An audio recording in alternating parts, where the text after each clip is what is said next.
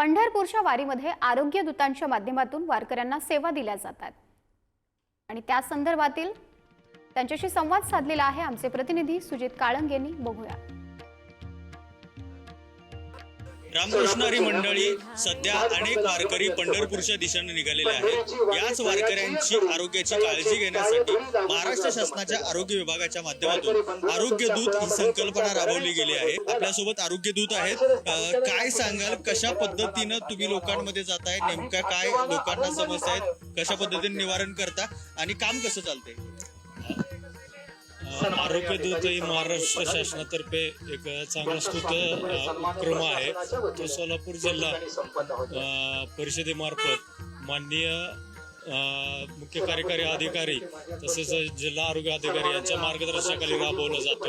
या आरोग्य दूत संकल्पनेमध्ये उद्देश एवढाच आहे, आपण वारकऱ्यांची सेवा करत असताना त्यांना प्राथमिक उपचार करण्याकरता एवढ्या मोठ्या वारकऱ्यांच्या संख्येमध्ये चांगल्या पद्धतीने आरोग्य सेवा देणे कामी आरोग्य दूत ही संकल्पना आहे. या आरोग्य दूत संकल्पनेमध्ये आम्ही प्रथमोपचार करताना त्यांना लागणाऱ्या औषधोपचार यामध्ये आम्ही दिला जातो. त्यामध्ये सुरुवातीला आपण काय करतो, त्यांना प्राथमिक स्वरूपामध्ये तापासाठी असणारे औषधं, त्यांना इजा वगैरे झाले असत तर त्यासाठी लागणारे औषधोपचार आम्ही त्यांना जागेवर त्या ठिकाणी देण्याचा प्रयत्न करतो. त्यासाठी लागणारे औषधोपचार आमच्या त्या आरोग्य दूत या पेटीमध्ये असतात आणि त्यासाठी लागणारे सर्दी, खोकला, ताप आणि जर त्यांना काय किरकोळ स्वरूपाची इजा जर झाली तर त्यांच्यावर आम्ही मलमपट्टी करतो. तुमची जी पेटी आहे आणि आणखी सुद्धा आपल्याकडे सोबत काही आरोग्य दूत आहेत, त्यांच्याशी आपण बोलण्याचा प्रयत्न करू.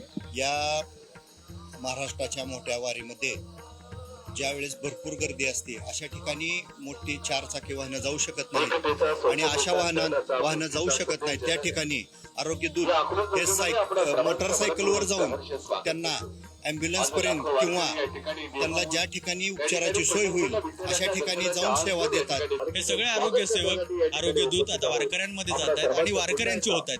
कॅमेरामॅन सुरेश सावंतसह सुजित काळंगे, पुढारी न्यूज, अकलूज.